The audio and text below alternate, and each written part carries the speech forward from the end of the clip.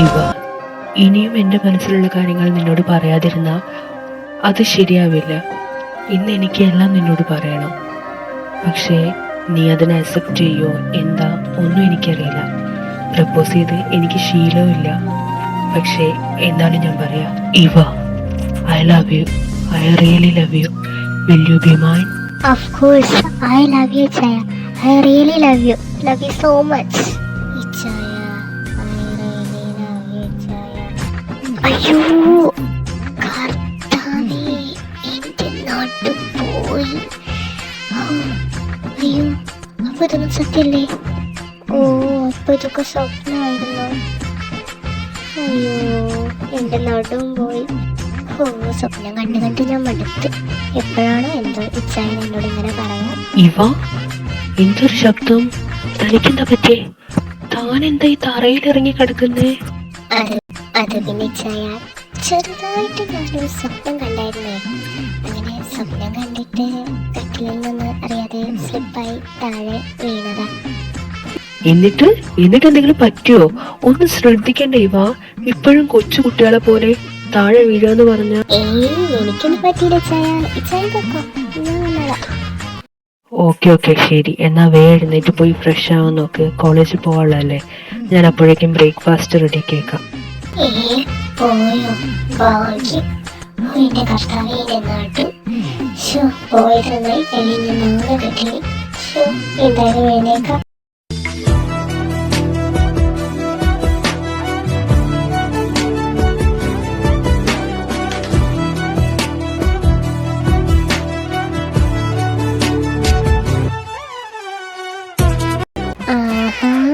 കുടുകുടുവാ ഇപ്പോഴും ഉറങ്ങി തന്നെയാ, എഴുന്നേറ്റില്ലല്ലേ?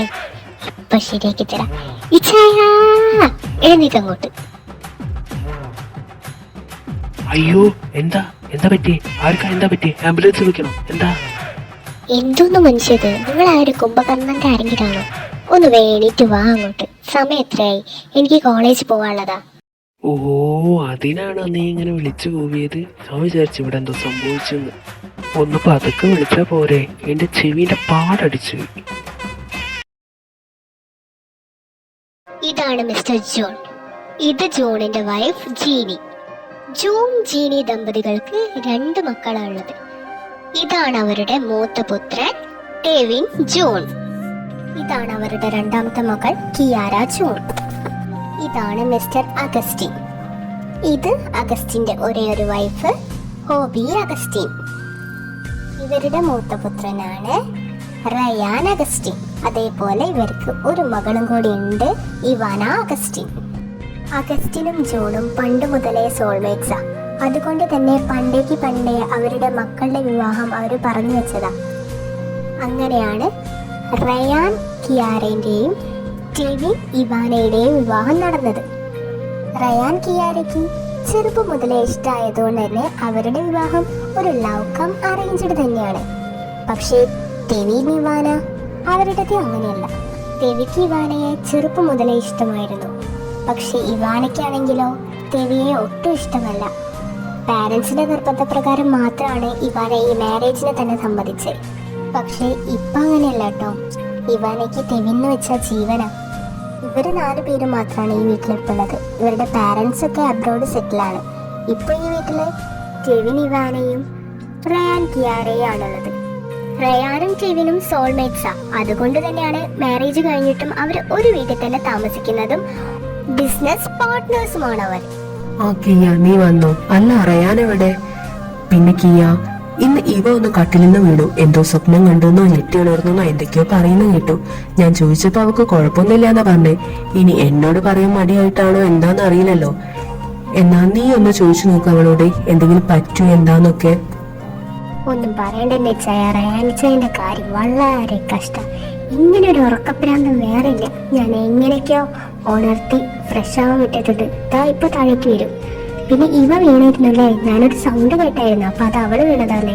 ഇച്ചായ മേടിക്കണ്ട, ഞാൻ അവളോട് ചോദിച്ചു നോക്കാം. എന്നാ പിന്നെ ശരി ഇച്ചായ, ഞാൻ ഇവന്റെ അടുത്തേക്ക് ചെല്ലട്ടെ. മോളെ യൂസേ, എന്താടാ കുട്ടാ പറ്റിയത്? എന്നാ നീ തലയും കുത്തി താഴെ വീണെന്നൊക്കെ ഇച്ചായ പറഞ്ഞില്ല. എന്താണ്, ഇന്നും നല്ല സ്വപ്നവും കണ്ടോ? എന്താ സ്ഥിരം കാണുന്ന പോലെ എൻ്റെ ഇച്ചായൻ എന്നെ പ്രപ്പോസ് ചെയ്യുന്നത് തന്നെയാണോ? ഓടിക്കിയ ഇന്നും ഞാനത് തന്നെ കണ്ടേ. എപ്പോഴാണാവോ എൻ്റെ ഇച്ചായൻ എന്നെ ഒന്ന് പ്രപ്പോസ് ചെയ്യാം. തന്നെ താഴെ വീണത് എൻ്റെ മതി. അവിടെ നിന്ന് എണീക്കാൻ പറ്റ പാട് എനിക്ക് മാത്രമേ അറിയുള്ളൂ. എല്ലാം എന്നെ പറഞ്ഞാൽ മതി. മര്യാദയ്ക്ക് ഒന്നും മിണ്ടാതെ ആ കല്യാണത്തിന് സമ്മതിച്ചാൽ മതിയായിരുന്നു.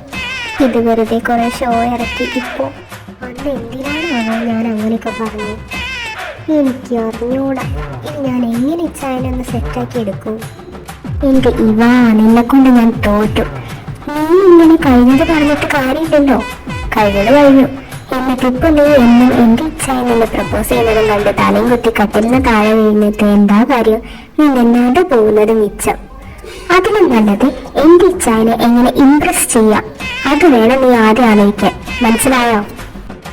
അതിനിപ്പോ ഞാൻ എന്ത് ചെയ്യാനാ? ഞാൻ എങ്ങനെ എൻ്റെ ഇച്ചായനെ ഇംപ്രസ് ചെയ്യിപ്പിക്കാൻ? എടി പൊട്ടി, നീ അതിന് ഇങ്ങനെ വെറുതെ നിന്നിട്ട് കാര്യമില്ല.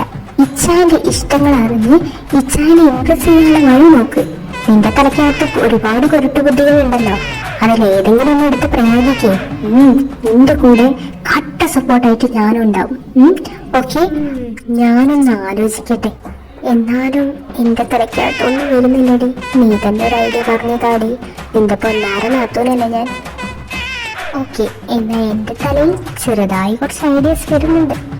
നമുക്ക് നോക്കാം. എന്നാൽ ഒട്ടും നേരം വൈകണ്ട, നമുക്ക് ഇപ്പൊ തന്നെ തുടങ്ങാം ഇച്ചായനെ ഇംപ്രസ് ചെയ്യാതെ. ഓക്കെ, നീ റെഡി അല്ലേ? പിന്നെ ഞാൻ എപ്പോഴേ റെഡി.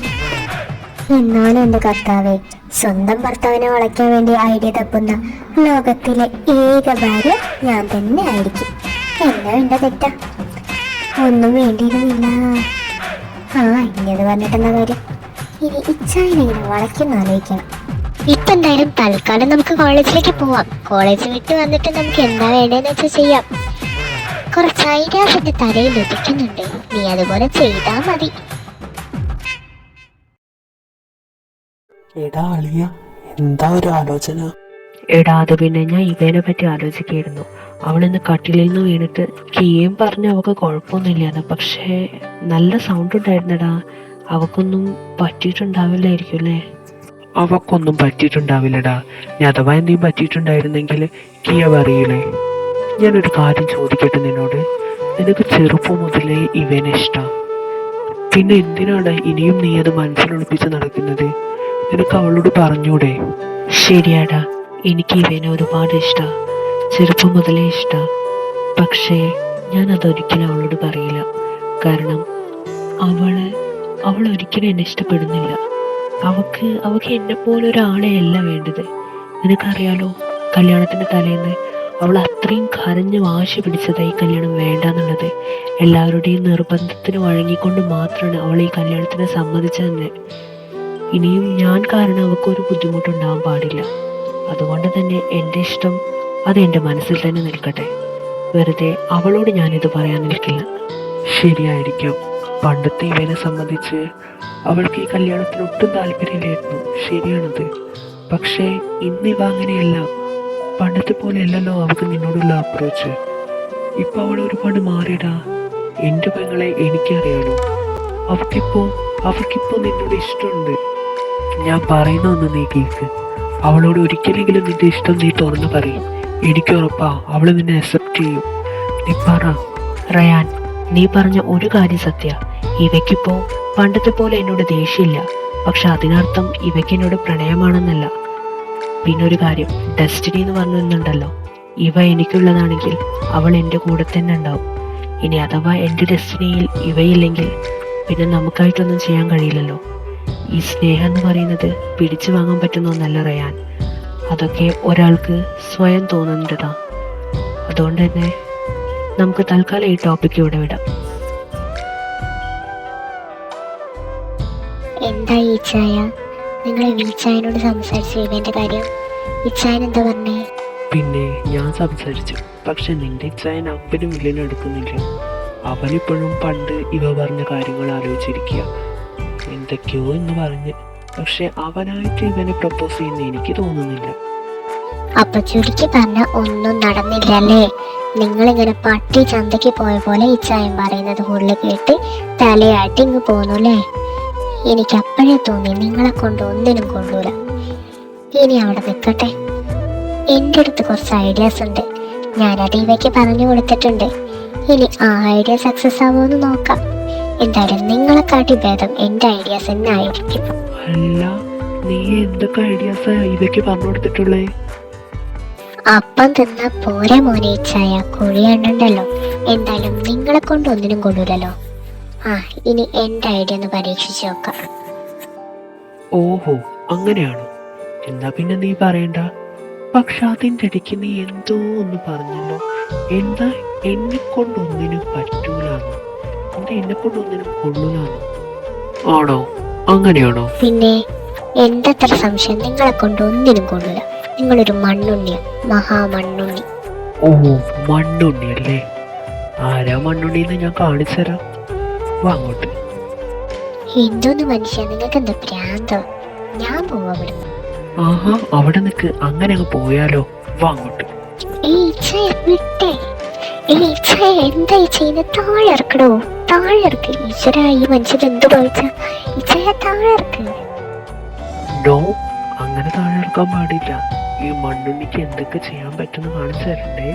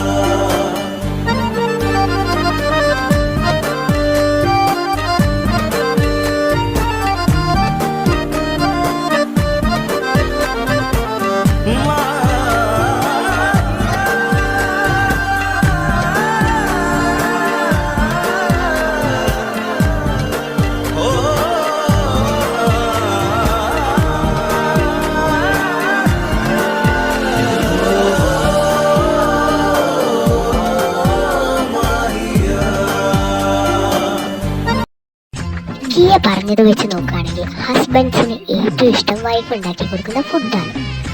അപ്പോൾ വീച്ചായന് ഇഷ്ടപ്പെട്ട ഫുഡ് ഞാൻ ഉണ്ടാക്കി കൊടുക്കണം. ഞാനുണ്ടാക്കിയ ഫുഡ് കഴിച്ച് വീച്ചായൻ ഫ്ലാറ്റ് ആവുന്നു, എന്നെ പ്രശംസിക്കുന്നു, ഞങ്ങൾ രണ്ടുപേരും ഒന്നാവുന്നു. എനിക്ക് നീ ആലോചിച്ചിട്ട് എന്നെ കുളിര് വരുന്നു. വേഗം ഫുഡ് ഉണ്ടാക്കാം. എന്റെ കർത്താവേ, പണി പാളി. ഫുഡ് ഉണ്ടാക്കാൻ എനിക്കറിയില്ലല്ലോ. ഞാൻ എങ്ങനെ ഉണ്ടാക്കൂലേ? ഐഡിയ.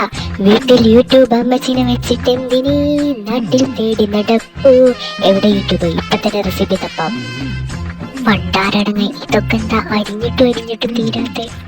എന്റെ ദൈവമേ, ഉള്ളിലേക്ക് ആരാണാവോ കണ്ടുപിടിച്ച്? കണ്ണ് നീറിയിട്ട് പാടില്ല. എന്റെ ദൈവമേ, എന്റെ കണ്ണ്, അയ്യാ കണ്ണേ. എന്റെ അമ്മോ, വല്ലാത്തൊരു പണി തന്നെ. കിച്ചണിൽ കയറാതെ കയറിയപ്പോ എട്ടിന്റെ പണിയാണല്ലോ കിട്ടിയത്. ദൈവമേ, ടേസ്റ്റ് ചെയ്തിട്ട് വലിയ കുഴപ്പമില്ല. പക്ഷെ എന്നാലും എന്തോ ഒരു തകരാറ് പോലെ. ചിലപ്പോ ഫുള്ള് കുക്കായിട്ടില്ലല്ലോ, അതുകൊണ്ടായിരിക്കും. ഫുള്ളായ ശരിയാവായിരിക്കും. എന്നാലും എന്നെ ഹെൽപ്പ് ചെയ്യാന്ന് പറഞ്ഞു പോയ ആ കീയത്തണ്ടി എവിടെ പോയി കിടക്കണോ എന്തോ? ഈ കിച്ചണിൽ ഒറ്റയ്ക്ക് കേട്ട് ആ ജന്തു എവിടെയാണോ എന്തോ? അയ്യോ, എനിക്ക് വയ്യതൊക്കെ എന്തൊക്കെയാണോ എന്തോ. ഈ കിച്ചണിൽ കയറുന്നവർക്ക് ഒരു അവാർഡ് തന്നെ കൊടുക്കണം. ഈ വീച്ചായൻ എങ്ങനെയാണോ ഫുഡ് ഉണ്ടാക്കുന്നത്? Food ready. ഇനി വേഗം പോയി ഇച്ചായനെ വിളിക്കാം. ഇച്ചായനെ ഞെട്ടും. വീച്ചായ എന്തെടുക്കുക? ഞാൻ വീച്ചായന് വേണ്ടി സ്പെഷ്യലായിട്ട് ഫുഡ് ഉണ്ടാക്കി വെച്ചിട്ടുണ്ട്. വാ, നമുക്ക് കഴിക്കാം. ഇവയോ? ഇവ എന്തിനാ കിച്ചണിൽ കയറിയത്? ഇവയ്ക്ക് അറിയാത്ത പണിയല്ലേ? എന്തിനാ വെറുതെ? ഞാനോ അല്ലെങ്കിൽ റയാനോ കിയയോ ഒക്കെ അല്ലേ കുക്ക് ചെയ്യാറ്? ഞങ്ങൾ ആരെങ്കിലും ചെയ്യായിരുന്നല്ലോ. ഇവ എന്തിനാ വെറുതെ ബുദ്ധിമുട്ടി? അതെന്താ, ഞാൻ കുക്ക് ചെയ്താലേ? ഇന്നെന്തോ എനിക്ക് തോന്നി കിച്ചണിൽ കയറി വീച്ചായന് ഇഷ്ടപ്പെട്ട ഫുഡ് ഉണ്ടാക്കണമെന്ന്. വേവാ, തണുത്തു പോയി കഴിഞ്ഞാൽ പിന്നെ ആ ഫുഡ് ഒന്നിനും പറ്റൂല. എന്നാ വാ ഇവ, നമുക്ക് കഴിക്കാം. റയാനെ കിയനും പോയി ഒന്ന് വിളിക്കൂ, നമുക്ക് ഒരുമിച്ച് കഴിക്കാം. ആഹാ, ഇന്ന് എന്റെ അനിയത്തിന്റെ വകയാണല്ലോ ഫുഡ്. ഇനി എനിക്ക് ചത്താലും വേണ്ടിയില്ല. എന്തായാലും ഇങ്ങനൊരു കാഴ്ച കാണാൻ പറ്റുമെന്ന് ഞാൻ വിചാരിച്ചിട്ടേ ഉണ്ടായിരുന്നില്ല. എന്തായാലും വിളമ്പ് നോക്കട്ടെ. വാവ്, ബ്യൂട്ടിഫുൾ. കുടുംബത്തിന്റെ പേര് ഇവളിങ്ങനെയാണെങ്കിൽ വാനോളം ഉയർത്തും. ഇതാണോ ഇവളുടെ സ്പെഷ്യൽ ഫുഡ്? കർത്താവേ, എന്തുവാ ഇത്? എന്റെ ഇവ, നിനക്ക് കുക്കിംഗ് അറിയില്ലെങ്കിൽ അത് അറിയുന്നവരോട് ചോദിച്ചിട്ടെങ്കിലും ചെയ്യേ. ഇതെന്താ നീ ഉണ്ടാക്കി വെച്ചിട്ടുള്ളേ? വായിൽ വെക്കാൻ കൊള്ളില്ല. ഇതുപോലൊരു ഫുഡ് ഞാൻ ആദ്യമായിട്ട് കഴിക്കുക. എന്തിനാ അറിയാത്ത പണി ചെയ്ത് ബാക്കിയുള്ളവരുടെയും കൂടി വയറ് കേടാക്കുന്നേ? നാൽക്കാലികൾ പോലും ഇങ്ങനത്തെ ഫുഡ് കഴിക്കില്ല. അവർക്കെങ്ങാനും കൊടുത്ത് അവര് നമ്മളെ തിരിച്ചു കഴിക്കും. അറിയോ നിനക്ക്? അത് പിന്നെ ചായ, സോറി, ഇങ്ങനെയാവുമെന്ന് ഞാൻ വിചാരിച്ചില്ല. സോറി. എന്തുവായി ചായ ഇത്? ഇത്രയൊന്നും പറയേണ്ടില്ലായിരുന്നു. അവൾക്കത് വിഷമായി കണ്ട് അവളെ എഴുന്നേറ്റ് പോയത്. പിന്നെ അവൾ ആദ്യമായിട്ടല്ലേ ഫുഡ് ഉണ്ടാക്കുന്നേ, അതിൻ്റെതായിട്ടുള്ള കുഴപ്പങ്ങൾ ഇതിനുണ്ട്, ഇല്ലെന്ന് ഞാൻ പറയുന്നില്ല. എന്ന് കരുതി ഇത്രയൊന്നും പറയേണ്ടില്ലായിരുന്നു. കണ്ടു അവൾക്ക് ഇത്ര വിഷമായി. അവൾ ആദ്യമായിട്ട് ഫുഡ് ഉണ്ടാക്കിയിട്ട് ഇങ്ങനെയൊക്കെ പറയുമ്പോൾ ഇച്ചായൻ തന്നെ അവളുടെ അടുത്ത് പോയി സോറി പറ. എന്നിട്ട് ഇച്ചായൻ തന്നെ അവളെ താഴോട്ട് വിളിച്ചു പോവാ. ചെല്ലു. കിയ, ഞാൻ അവളെ വിഷമിപ്പിക്കണമെന്ന് വിചാരിച്ച് പറഞ്ഞല്ല. പക്ഷേ പെട്ടെന്ന് ഞാൻ ഒന്നും ആലോചിക്കാതെ അങ്ങ് പറഞ്ഞു പോയതാ. I am really sorry. എന്തായാലും ഞാൻ തന്നെ അവളോട് സംസാരിക്കാം.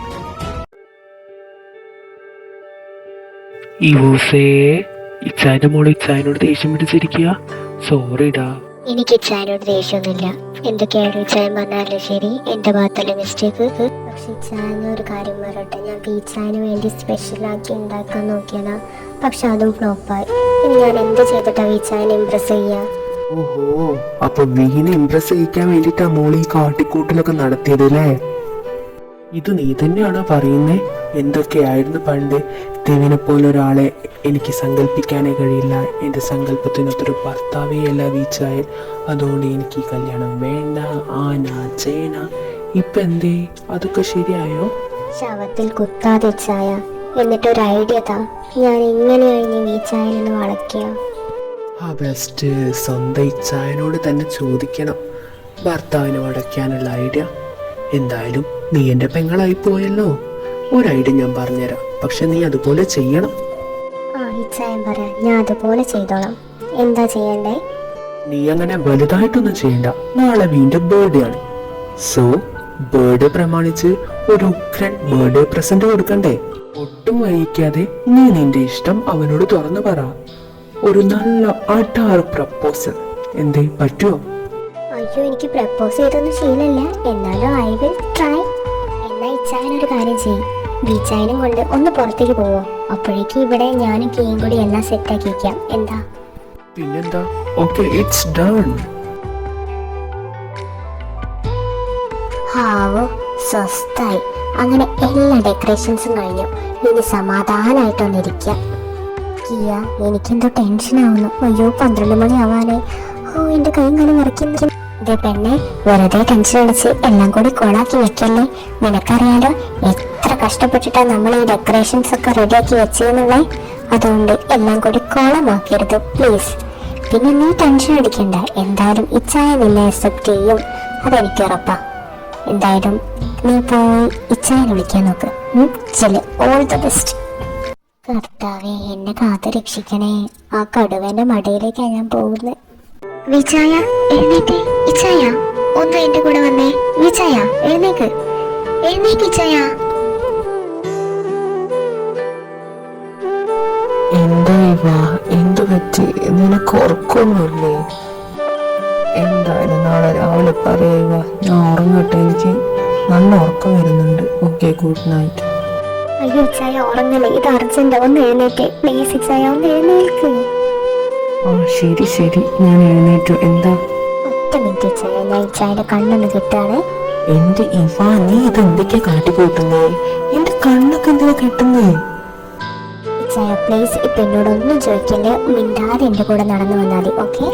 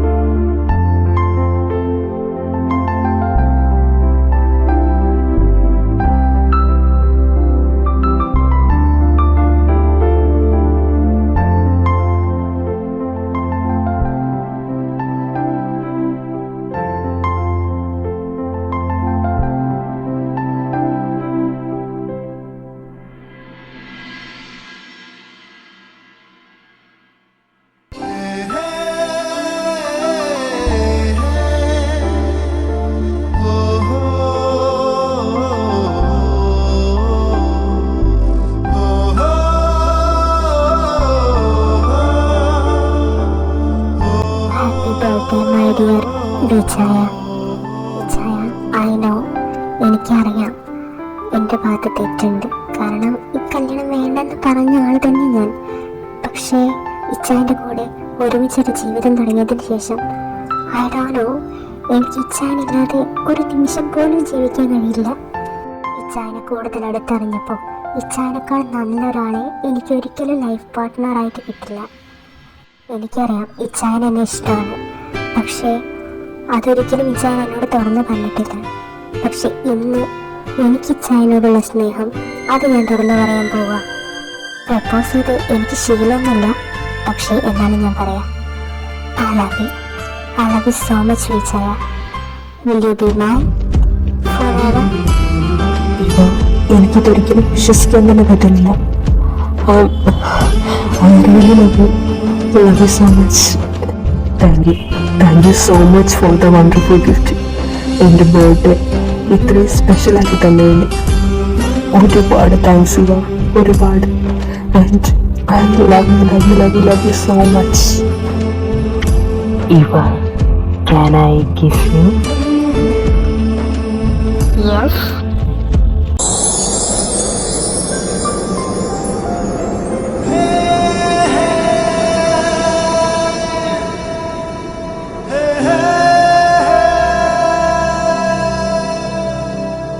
रब्बा वे रब्बा वे ओ रब्बा वे रब्बा वे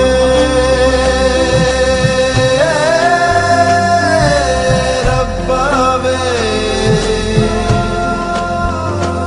ओ रब्बा